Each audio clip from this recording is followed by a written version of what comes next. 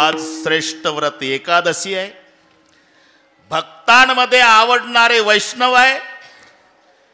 ज्या काठाला आपण बसलो प्रत्यक्ष जाड पार्वत काय ते त्रिवेणी गुप्त असे आणि भैरवापासून भागीरथी वसे. लक्षात घ्या. हा ना, त्याचं वर्णन केलं आपण, त्याच्या विरोधात नाही. सर्वोत्तम तीर्थ, सर्वोत्तम क्षत्र, तीर्थ, देव. शास्त्राने हा भाव निवडलेला. हा सर्वोत्तम शब्द 3 ठिकाणी लावला. पंढरपूरला सर्वोत्तम तीर्थ, सर्वोत्तम क्षत्र आणि सर्वोत्तम देव. सर्वात उत्तम देव, सर्वात उत्तम तीर्थ आणि सर्वात उत्तम क्षत्र. बरं का? सर्वात उत्तम तीर्थ चंद्रभागा, सर्वात उत्तम देव विठोबा आणि सर्वात उत्तम क्षत्र पंढरपूर. हे सर्वांना पाठ आहे. भूवैकुंठ म्हटलेलं आहे, पण हे काकणवर पुढं आहे. भूवैकुंठ पंढरपूर,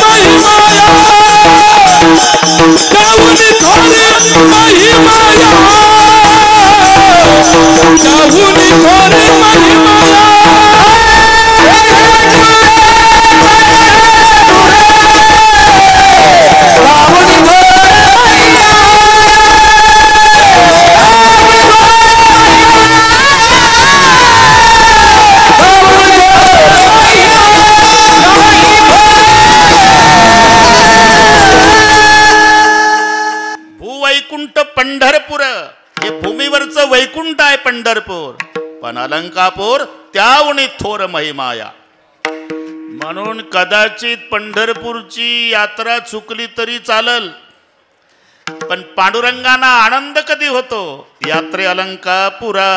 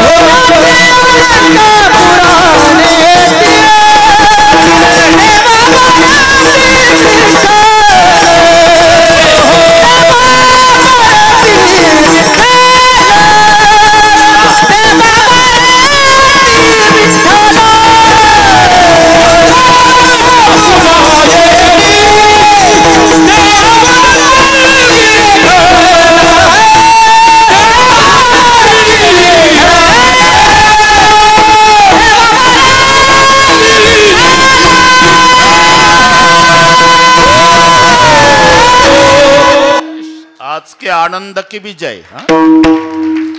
यात्रे अलंकापुरा येती ते आवडती विठ्ठला. म्हणून निळा मने जाणून संतन येती धावत प्रतिवर्षी. याही वर्षी तुम्ही सगळे वैष्णवाला त्या निमित्ताने सर्वांचं दर्शन. अभंग संत जनाबाईचा आहे. जनाबाई ज्ञानोबारायचं वर्णन करतात. पहिला प्रश्न रोहिदासजी निर्माण होतो, अरे वर्णेविषय हा वर्णन करणाऱ्यावर अवलंबून असतो. पहिलवानाचं वर्णन पहिलवानाने करावं, ठीक नाही? नाही तर पाव बटर खाऊन वजन कमी केलेलं आणि पेपर वाचून गावात बाता हाणत. लय ताकद कोणा दिल्लीच्या सतपालमध्ये लेखा बटर खाणाऱ्या तू लावला होता का सतपालच्या हाताला हात?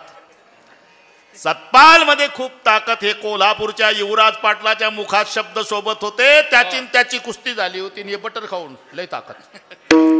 पहिलवानाचं वर्णन पहिलवानाने करावं. ज्याचा त्याचा विषय ठरलेला आहे. नाही वंध्या विजानाती. बरं का विष्णू महाराज, नाही वंध्या विजानाती गुरुवीन प्रसूती वेदना. त्याचं भाषांतरच आहे. गालीच्या वेदना मेहेवा चोटीचा मला, मेहेवा चोटीचा मला, मेहेवा चोटीचा मला.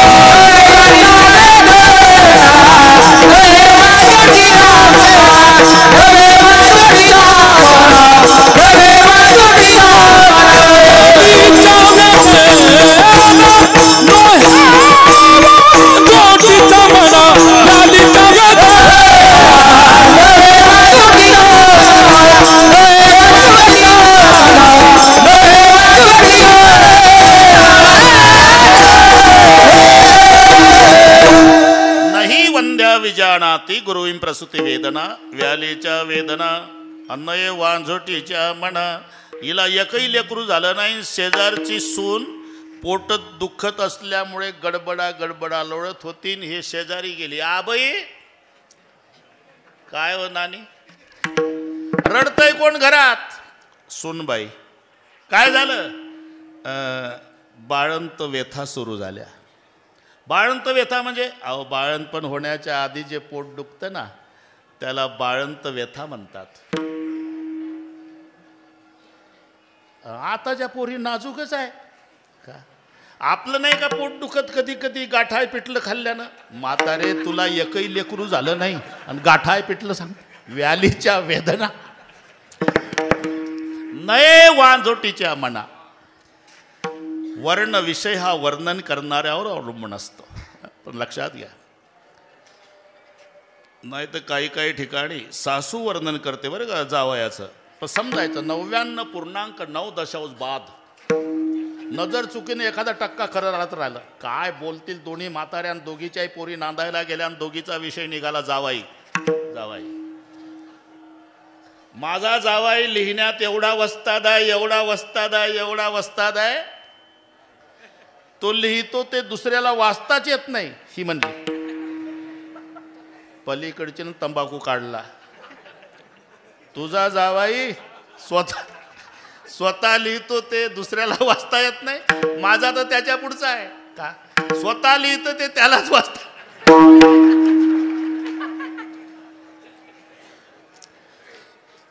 माझा जावाई एवढा श्रीमंत आहे, रोज 500 लोकांना चहा पाणी. लोक हुशार होती म्हणले 500 लोकांना चहा पाणी. आणि मग लोकांनी चौकशी केली तेव्हा पुण्याच्या रेल्वे स्टेशनवर मोठं हॉटेल आहे आणि तिथं हे वेटर होतं. रोज 500 गिरायकाला चहा देतं. म्हातारी इथं बाता यार बरं जाऊ द्या. महत्त्वाचं सांगू आपण, कारण आता 1.25 तास राहिला भाऊ. ही घड्याळ का पळतं मला का घाबरतं कोणाच माहीत. निदान बुवाचं वर्णन करायला बुवा पाहिजे. वर्णन आहे ज्यांचं ते बुवा आहे आणि वर्णन करणारी बाई आहे. पहिला मुद्दा. वर्णन कोणी केलं? जनाबाईनं. आणि कोणाचं? ज्ञानाच्या राजाचं. पहिला मुद्दा. अरे बाईचा अधिकार सामान्य समजू नका तुम्ही. लाडक्या बहिणी,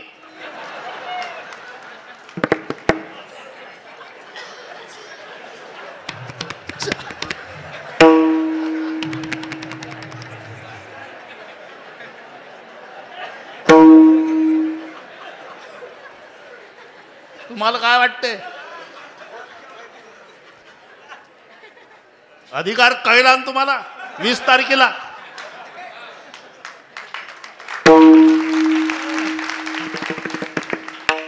सगळ्या लाडक्या बाईनं 1 नंबरवर कमळाबाई आणली. बाईचा अधिकार अभंग जनाबाईचा आहे भाऊ. विठ्ठल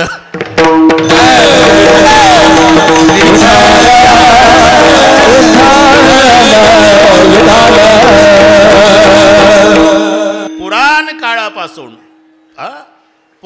काळापासून जनक राजाच्या दरबारात परीक्षक म्हणून बाई होती. तिचं नाव गार्गी होतं. गार्गी.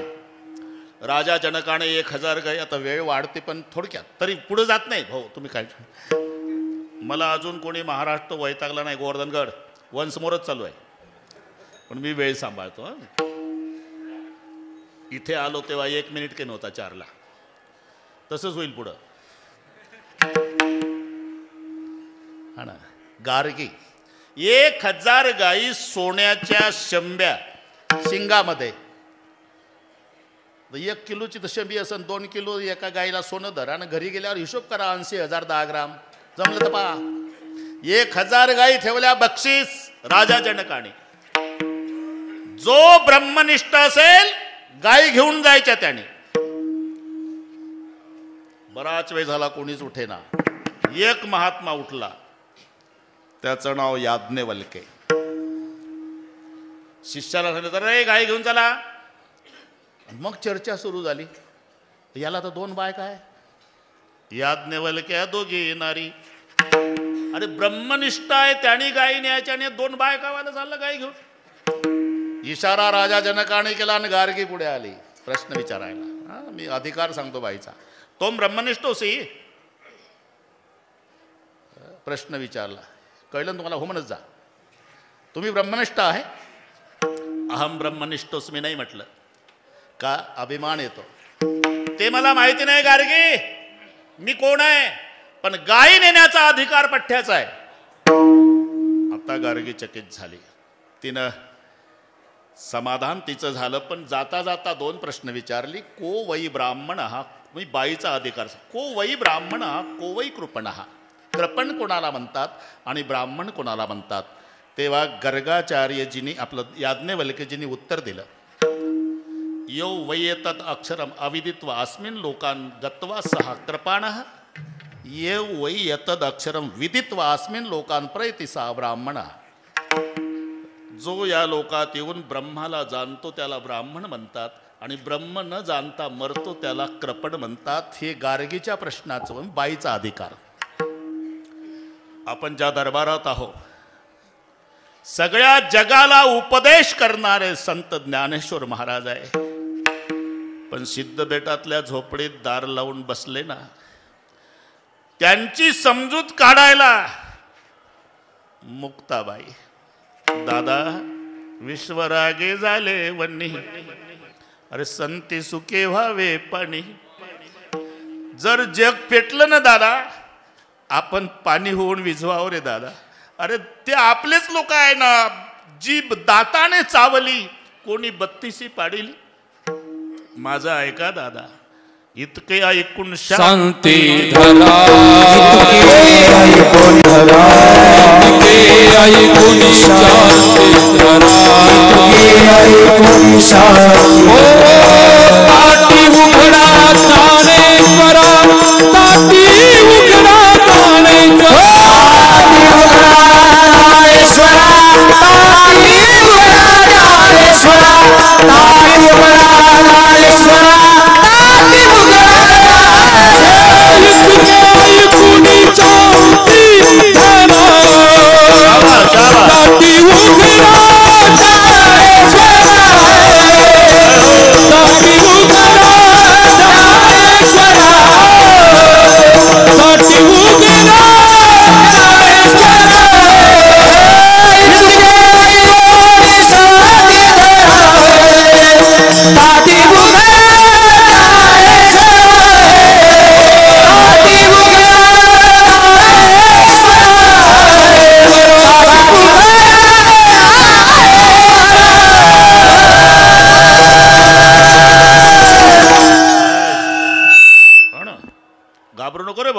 जगाला उपदेश करणारे संत ज्ञानेश्वर महाराज. पण त्यांनाही 2 शब्दानं समजूत काढणारी मुक्ताबाई. बाईचा अधिकार लक्षात बरं का रोहिदास महाराज. अरे नारी की निंदा मत कर यारो असं पोचे नाही. नारी की निंदा मत करो यारो. नारी रतन की खान. जिस नारी से पैदा हुए शुक भीष्म हनुमान. अशा मोठमोठ्या रत्नाला प्रसवणाऱ्या माता. आणि जो जशा दृष्टीनं पाहिल. रोहिदास 1च मिनिट घेतो. पत्नीच्या दृष्टीनं पाहलं सीतेचा राम झाला. प्रेमाच्या दृष्टीनं पाहलं राधेचा श्याम झाला. आईच्या दृष्टीनं पाहलं जिजाऊचा शिवबा झाला. बहिणीच्या दृष्टीनं पाहलं मुक्ताईचा ज्ञानोबा झाला.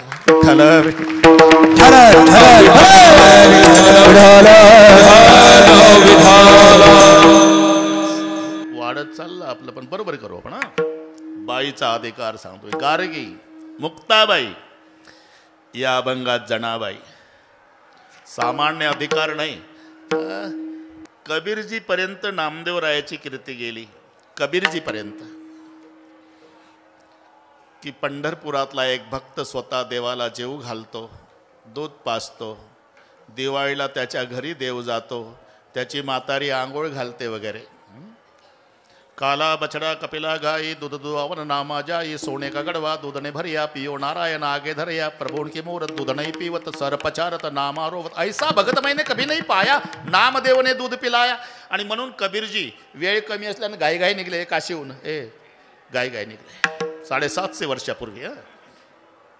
पंढरपुराच्या जवळ आले तर 3 मुली त्यांची भांडणं चालू झाली गोवऱ्याहून. आणि हे आले नामदेवाच्या दर्शनासाठी. कबीरजी आले. का भांडता पोरी हो? गोवऱ्या चोरल्या महाराज आमच्या दोघीच्या येईन. ती म्हणली नाही महाराज मी नाही चोरल्या गोवऱ्या. अहो चोरल्या महाराज. आणि ती नाही म्हणते ना. तुम्हीच सांगा महाराज आम्ही दोघी जणी, ही एकटी. मग आमच्यापेक्षा गोवऱ्याचा ढिगीचा जास्त कसा झाला? चोरल्याशिवाय झाला का? हा मुद्दा कबीरजीला पटला. अरे बरोबर आहे त्यांचं. तू एकटी आहे आणि या दोघी आहे. चोरल्याशिवाय तुझ्या गोवऱ्याचा ढीग त्यांच्यापेक्षा जास्त झाला का? नाही बाबा. मग ढीग कसं जास्त झाला? माझ्या 6 हाताच्या गोवऱ्या आहे, त्यांच्या 4च हाताच्या आहे, दोघीचे 4 हात. मग माझे 2. आणि जगाचा बाप पांडुरंग मला गोवऱ्या वेचू लागतो महाराज 4 हाताने. नामयाचे जणी सवेवेची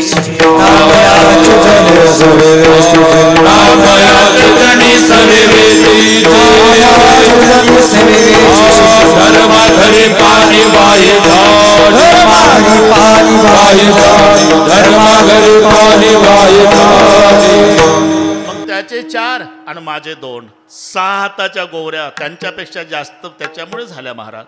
काय देव तुला गोवऱ्या वेचू लागतो? कशावरून? बसा ना महाराज. गोरी कानाला लावा. विठ्ठल ध्वनी येत असेल तर गोरी माझी, येत नसेल तर चोरली. बसले कबीरजी.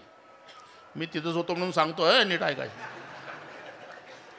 गोरी घ्यायचे विष्णूबाबा कानाला लावायचे विठ्ठल ध्वनी, पुन्हा कानाला विठ्ठल ध्वनी, पुन्हा कानाला विठ्ठल ध्वनी. प्रत्येक गोरीतून विठ्ठल ध्वनी.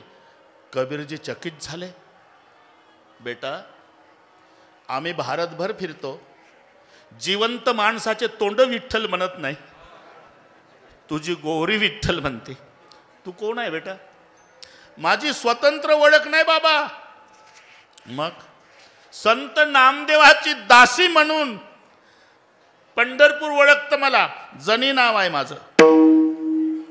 मग कबीरजी चकित झाले. ज्याचं नाव काशीपर्यंत आलं त्याच्या दर्शनाला मी पंढरपूरला निघालो. त्याची दासी तिच्या हातच्या गोऱ्या जर विठ्ठल म्हणते तर तो नामदेव बाबा कसा असेल बरं का? पोटाला कवटाळलं जनाबाईला. डोळ्याला धारा लागल्या कबीरजीच्या. बेटा कोण म्हणतंय तुला दासी? अख्खं पंढरपूर म्हणतंय बाबा. नाही तू दासी नाही बेटा. मग जनी जनी तो सब कोई कहे, जनी जनी तो सब कोई कहे, संत नामदेव की दासी. बंदा कबीरा यू कहे सब संतन की काशी. सर्व संतांनी तुझ्या रजकनात आंघोळा कराव्या एवढा तुझा अधिकार आहे बेटा. विठ्ठल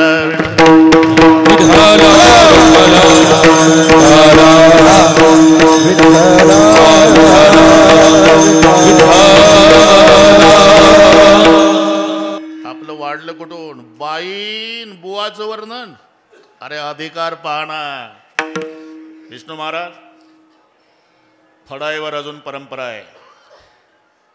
चालीचा मान, फडावरच्या पद्धती पहा तुम्ही, ज्याच्या त्याचा ठरलेला आहे. तर त्या गावाची नावं घेऊन मना कोपरगावकर म्हणून नका, तिथलं सांगतो, मना सिन्नरकर,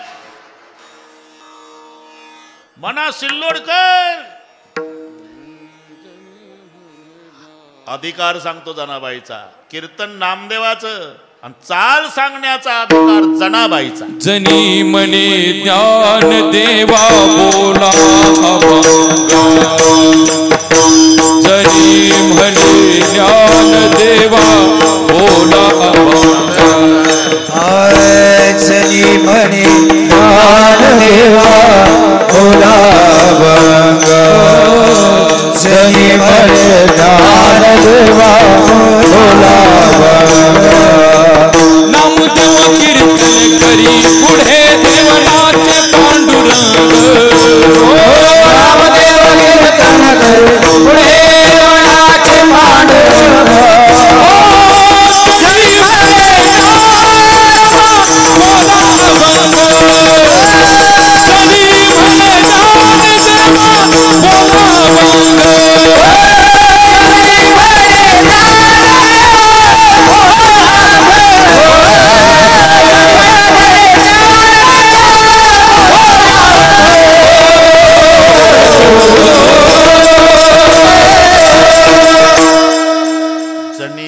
ज्ञानदेवा बोला भंग.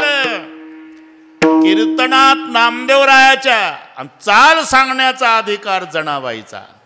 अधिकार लक्षात घ्या. पहिली चाल कोणाला असायची? विष्णू महाराज. मना आळंदीकर. जणी म्हणे ज्ञानदेवा. आळंदीकरच की नाही? ज्ञानदेवा बोला भंग. आणि पहिली चाल कोणालाही असते का? उत्कृष्ट गायक त्याला पहिली चाल असते. याचा अर्थच आहे की ज्ञानोबारा एक नंबरचे गायक होते. चाल कोणालाही आहे का? जणी म्हणे ज्ञानदेवा बोला भंग. बस हा बाईचा अधिकार सांगतो. म्हणून हे यथार्थ वर्णन आहे. जनाबाई ज्ञानोबारायचं वर्णन करतात. ज्ञानाचा सागर हाही शब्द संयुक्तिक आहे. कारण काही ज्ञानाचे ओढे आहे, काही ज्ञानाच्या नद्या आहे आणि माऊली ज्ञानाचा समुद्र आहे. एक पहिला मुद्दा. ओढ्याला पाणी असतं भाऊ, पाणी असतं विष्णू भाऊ, पण पट्टीच्या पोहणाऱ्याला जाऊ देत नाही पलीकडे. एकच तास पाणी टिकतं ओढ्याचं, पण नाही जाऊ देत पट्टीच्या पोहणाऱ्याला. ते 2 शेतकरी पेरणी करून आले गोवर्धनगड. ओढा वाहत होता. मला का पलीकडे कसं जायचं? लबाज म्हणला अर्धा तास पाणी टिकल. गप्पा झाल्या. अरे चिलीम झाली असते ना आतापर्यंत. त्यांचं सांगतो रे भाऊ ना, आपल्यात लावाल तुम्ही. 2 शेतकरी पलीकडे गाव अलीकडे बसले. बैल उभी आहे, आवताय. म्हणला मग कोणी मनाई केली? मग एकाने चिलीम काढली, ते त्यातला खडा काढला, तो खडा पुसून काढला, त्याच्यात काडी खोवली, ती फुंकर घालून चिलीम स्वच्छ केली. मग त्याच्यात खडा टाकला, तंबाखू ओतला, उलट्या अंगठ्यानं तंबाखू दाबला. पाहता काय माझ्याकडे? त्याला खाली कापड गुंडाळायचा असतो, त्याला शापी म्हणतात, शापी. आणि ती ओली करायची असते, ओली करून थोडी पिळायची वलसर करून, डबल गुंडाळायची. का? जोरात ओढल्यानंतर धूर घशात तंबाखू येऊ नये, फिल्टर होऊन धूर पोटात जावा, हा त्यांचा उद्देश. डबल का गुंडाळता? Double filter. टीव्हीला नंतर आलं. पहिलं डबल फिल्टर चिलीमवाल्याचं आहे, 2 डबल गुंडाळता. आणा ए जा रे शापी भिजून आण. हे ओढ्यात आलं. लासुरे पाटील अन्न भिजवताच आलं. तुला सांगितलं ना शापी भिजून आण. म्हणला कुठं भिजू? ओढ्यात. थेंब नाही म्हणला. कोणता वडा? यांना जाऊ देत नव्हता पलीकडे अर्ध्या तासापूर्वी, तर शापी भिजवायला पाणी नाही. तसं काही ज्ञानाचे ओढे, काही ज्ञानाच्या नद्या आहे. नदीला पाणी आहे पण चढ उतार आहे. वर्षा काय सरिता चढो लागे पंडू सुता. शरद कालो गे सरिता ओहटू लागे. चढ उतार आहे. पण समुद्राकडे कधीही जा, दिवसा जा, रात्री जा, उन्हाळ्यात जा, पावसाळ्यात जा, दुष्काळात जा, पूर्ण पाण्यानं भरलेला. तसं ज्ञानोबार आहे, ज्ञानानं भरलेला. म्हणून हेही प्रमाण संयुक्तिक आहे. विवेक सागर ज्ञान सागेरा ज्ञानाचा सागेरा ज्ञानाचा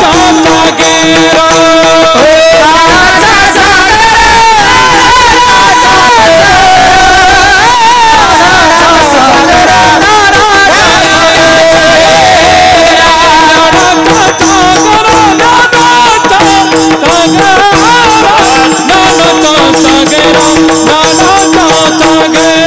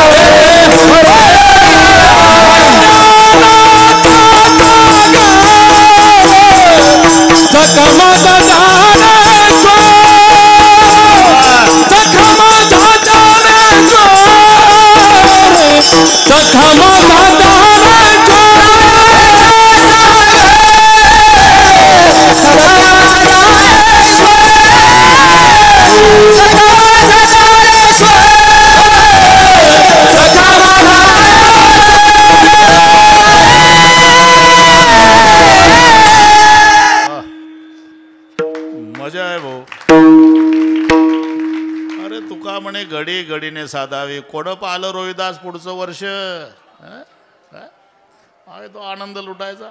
आज हवं हे खरं आपण आज ज्ञानाचा सागर आणि सखा माझा ज्ञानेश्वर. ज्ञानाचा समुद्र म्हटलेला आहे. प्रमाण तुम्हालाही पाठ आहे, फक्त तुम्ही म्हणत नाही. याची ज्ञान संजीवनी जाणत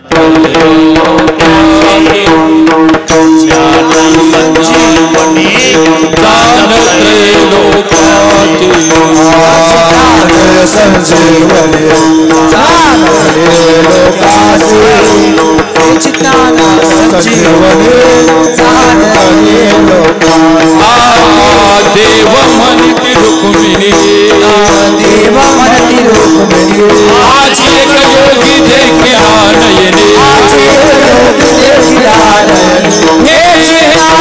संजीवनी ज्ञान त्रैलोक्याची हे ज्ञान संजीवनी ज्ञान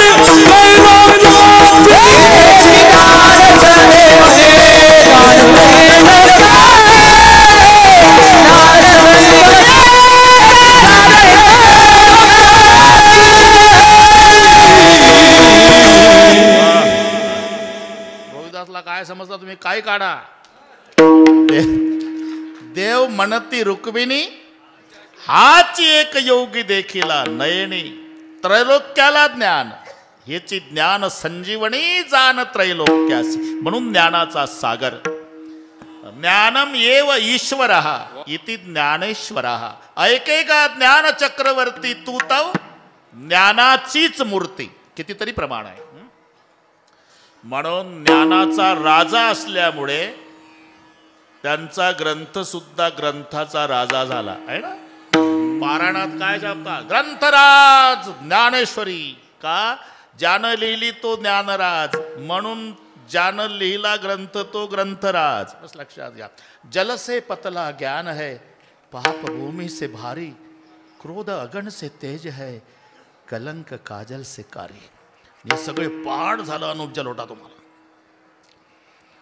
जल से पतला ज्ञान है, पाप भूमि से भारी, क्रोधा गण से तेज है, कलंक काजल से कारी. जल से पतला ज्ञान. पाण्यापेक्षा पातळ ज्ञान आहे. कशावरून? रेड्यापर्यंत पोहोचवता आलं यावरून. विठ्ठल विठ्ठल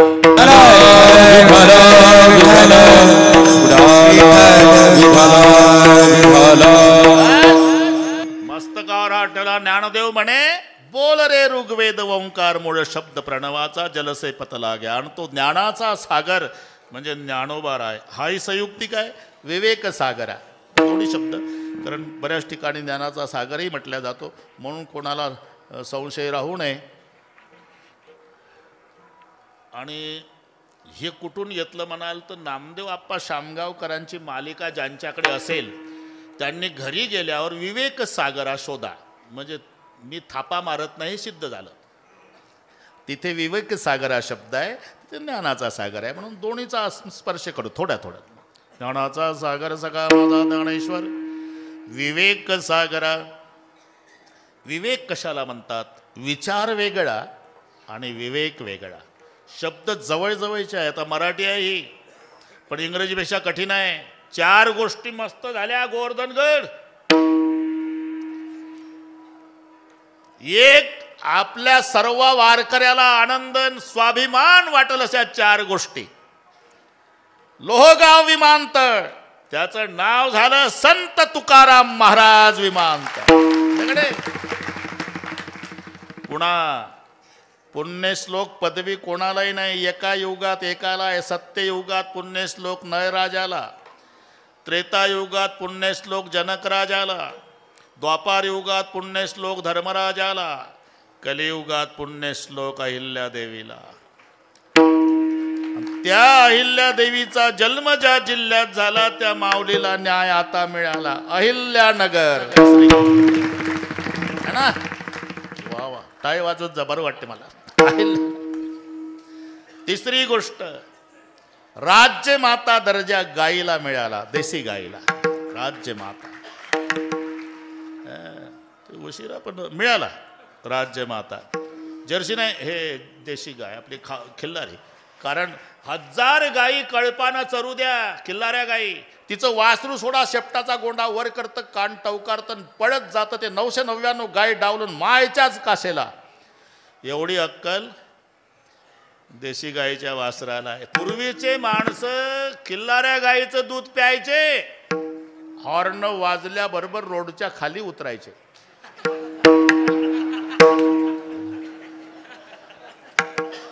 अरे मी एकही शब्द बोललो नाही. हे तुम्ही अनुभवानं हसता का? आता हॉर्न वाजवा, पुन्हा गाडीच्या पुढे येतं. ते समजा जर्सीचा परिणाम आहे. तो राज्यमाता दर्जा मिळाला तो आपल्या देशी गाईला. आणि अभिजात दर्जा मिळाला मराठी भाषेला. अभिजात, जगातली धनवान भाषा, श्रीमंत भाषा मराठी.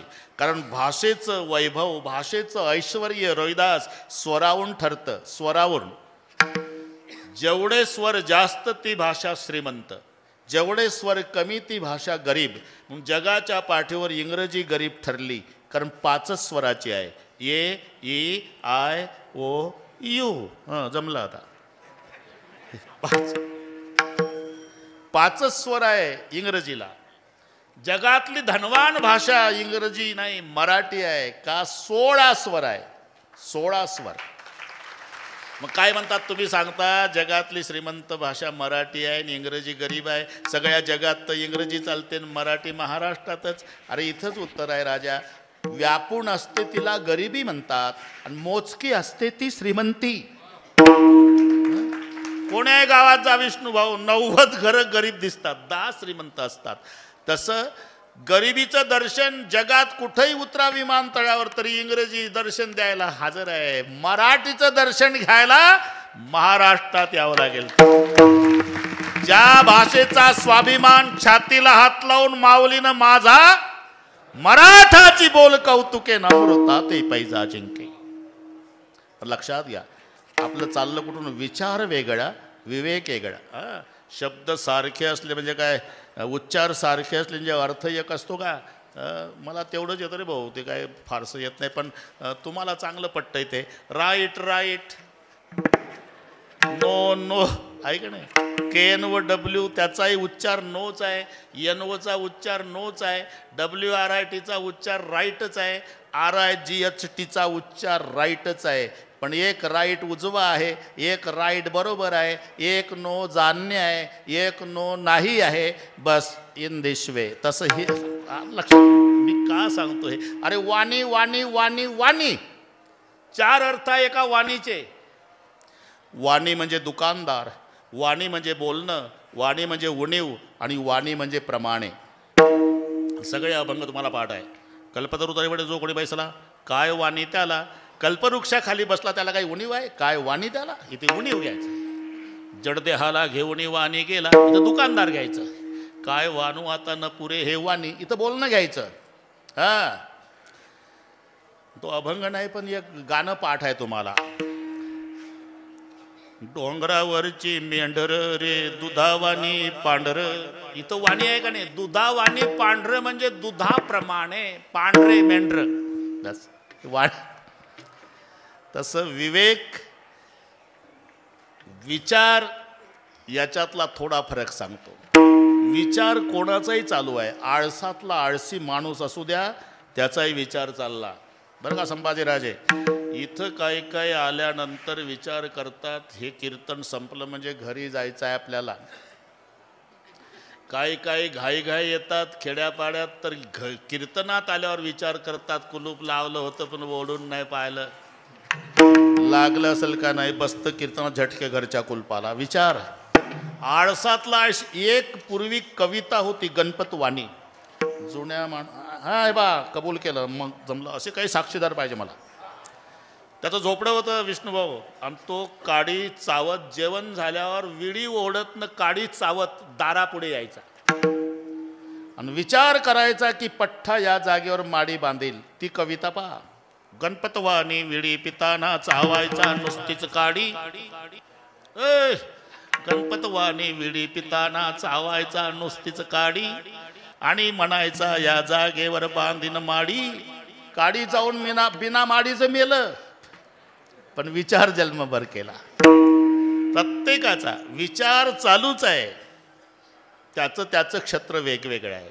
पण विवेकाची व्याख्या त्याला आत्म अनात्म म्हणतात. बस ते आपण विचार सागराला जायचो विष्णुभाऊ, त्याच्यात आली व्याख्या. त्याच्यात व्याख्या आली ना, अधिकारी, विषय, प्रयोजन, संबंध, जाणे या जन्मे किंवा पूर्वजनेश काम करून उपासना करून मला विक्षेप या 2 दोषाची निवृत्ती. तो आवरण दोष निवृत्तीसाठी साधन चतुष्ट संपन्न आहे. तो ज्ञानाचा अधिकारी. आणि आत्मज्ञान प्राप्तीची 4 साधनं आहे. विवेक, इथं आला शब्द विवेक, वैराग्य, समाधी षटक आणि मुमुक्षत्व. त्यातल्या विवेकासाठी तिथं नेलं तुम्हाला विचारसागरात. मी काही मोकळ्या का? मग विवेक कशाला म्हणतात? सत्संगतीने आत्मा अविनाशी, तद व्यतिरिक्त सर्व विनाशी, असा जो निश्चय, त्याचं नाव विवेक आहे. विठ्ठल विठ्ठल विठ्ठल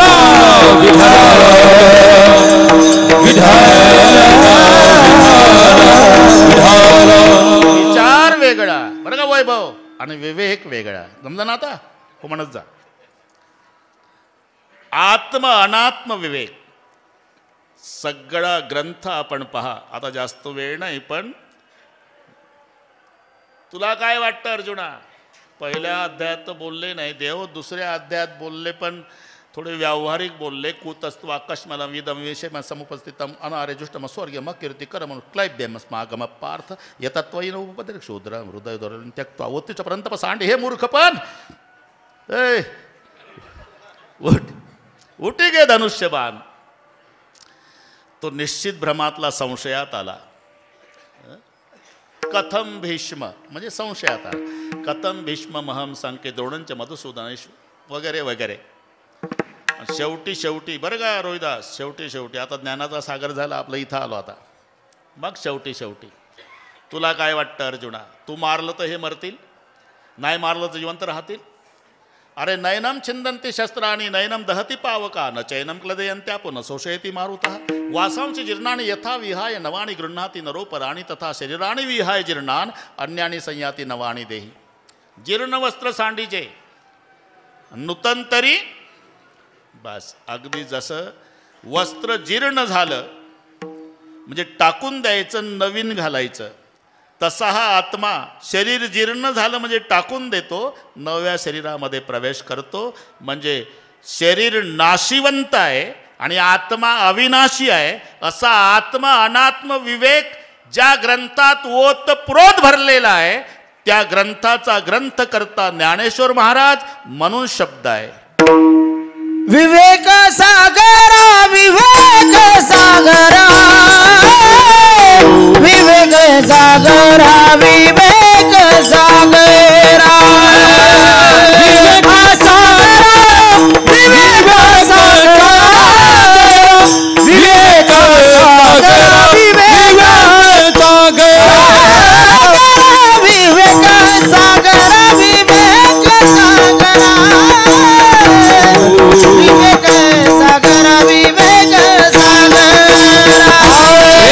विवेक सागरा विवेक सागरा विवेक सागरा विवेक सागरा सखम ज्ञानेश्वरा सखम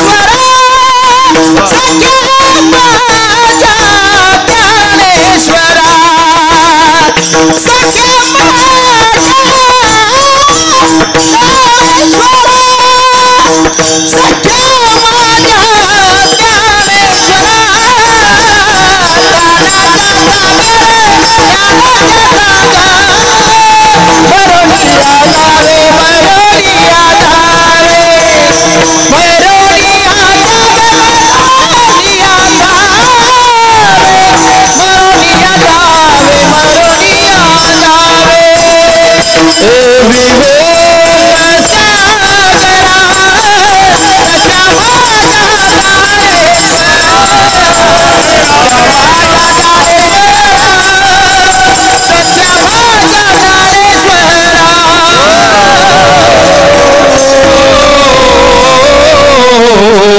जमला. आता दोन्ही झालं, ज्ञानाचा सागरही झालं, विवेक सागरही झालं. आत्म अनात्म वेक न जायते म्रियते वा कदाचित नायं भूत्वा भविता वा न अजोनित्य शाश्वतोयं पुराणो न हन्यते हन्यमाने शरीरे. अरे आत्मा अविनाशी आहे आणि शरीर नाशिवंत आहे. शरीर जाता गवे नाशिवंत स्वभावे, म्हणून तुला सांगतो झुंजावे पंडू कुमारा. बस बस जाऊ दे, आता वाटतं ते. आत्म अनात्म विवेक ज्यात ओतप्रोत भरला असा ग्रंथाचा राजा ज्ञानेश्वरी ज्याने निर्माण केला, म्हणून म्हटलंय विवेक सागरा. इथपर्यंत आलो आपण, बरोबर करू आता. रोहिदास घाबरू नको. विवेक सागरा, तुम्ही विवेकाचे समुद्र आहात. पुन्हा एवढ्यावर थांबले नाही जनाबाई. सख्या, माझ्या, ज्ञानेश्वरा, हे तीन शब्द पुढचे पहा. एक सखा आहे, एक माझा आहे आणि एक ज्ञानेश्वर आहे. सखा हा प्रेमवाचक शब्द आहे. सकेती मत्वा प्रसुभम यदुक्तम, हे कृष्ण हे यादव हे सकेती. आणि सखा फक्त दोघालाच म्हटलंय संतांनी. काल होऊन गेलं, आमचा रोहिदास होता, त्यालाही पाठ आहे. संतांनी एक तर सखा देवाला म्हटलं आणि एक तर संताला सखा म्हटलं, बाकीच्याला नाही ना. हे संपत्तीच्या नादानं लागतात सखे, इष्ट मित्र सजन सखे, सुखाची मांडणी भोजन सखे. हे सखे. जनाबाईनं देवाला सखा म्हटलं. एक मिनटात आणून देतो मी तिथं, काळजी करू नको. जणी बैसली न्हायाला, पाणी नाही विसाण्याला, तुळशीचे बणी जणी उकलीत होती वेणी. जास्त गरम झालं पाणी त्याच्यात वतलं गार, आणि जास्त गार झालं तर वतलं गरम, आणि तिची वेणी फणी करून दिली. आणि वेणी फणी करून दिलं ना जनाबाईनं पंढरपुरात. जनी सांगे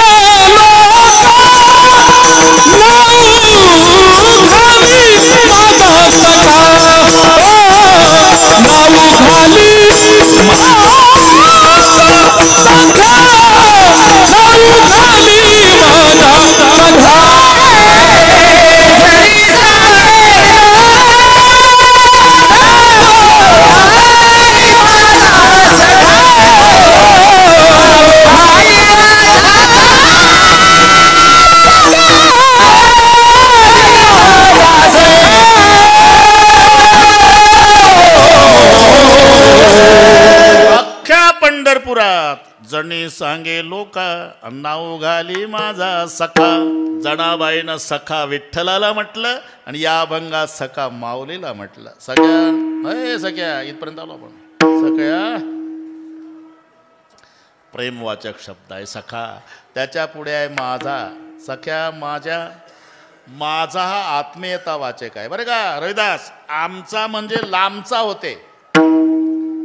आमचा लांबचा. म्हणून आपल्याला शाळेत प्रतिज्ञा शिकवायचे गुरुजी. भारत आमचा देश आहे नाही ना. भारत माझा. ही आत्मीयता आहे माझ्या शब्दामध्ये. भारत माझा देश आहे. लोकमान्य टिळक 3री-4थीला असतील. नकाशा भारताचा पुढे टांगला होता आणि गुरुजी सगळ्या विद्यार्थ्याला विचारायचे कुठं रे नकाशा कशाचा आहे. हे कुठलं नकाशा भारताचा आहे गुरुजी. बस खाली तू सांग रे नकाशा कशाचा आहे. दुसरं म्हटलं नकाशा हिंदुस्थानचा आहे गुरुजी. तिसरं तू सांग रे नकाशा इंडियाचा आहे सर. असं करता करता टिळकावर वेळ आली. 9-10 वर्षाचं वय. नकाशा कशाचा. 9 वर्षाचे टिळक थांबले नाही जाग्यावर रोहिदास. तरा तरा तरा तरा चालत आले नकाशापर्यंत. भिंतीला जो टांगला होता. सगळे विद्यार्थी पाहत होते आणि गुरुजी पाहत होते. एक हात नका आणि एक आपल्या छातीला लावला 9 वर्षाच्या टिळकाने शाळेत. आणि नकाशाला एक हात छातीला हात लावून सांगितलं नकाशा माझ्या देशाचा आहे गुरुजी. ही आत्मीयता आहे. तसा सख्या माझ्या. इथपर्यंत आलो आपण. विवेक सागरा. सख्या माझ्या ज्ञानेश्वरा. ज्ञानम एव ईश्वरा होऊन गेलं.